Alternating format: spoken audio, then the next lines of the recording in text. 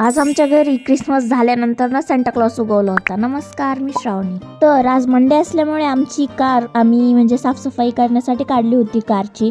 आणि या मॅडमच्या कारमध्ये सुद्धा नखरेच चालू होते आणि आम्ही कारमध्ये सुद्धा तिचे नखरेच बघत होतो.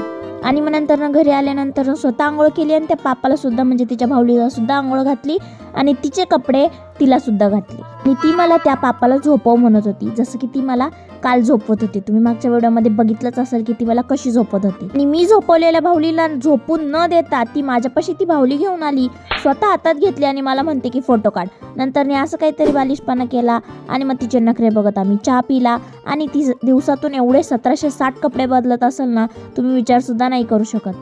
आणि ते सुद्धा पॅन्ट आणि टी शर्ट नाही, दररोज नवीन नवीन कपडे तिला घालायला लागतात. आणि संध्याकाळी आम्ही मस्तपैकी टीव्ही बघत बसलो होतो आणि आमचा सेंटा क्लॉस नुसतं इकडून तिकडून फिरत होता. तर आम्ही आता टीव्ही बघतो. तुम्ही जाता जाता फॉलो करा. Bye bye.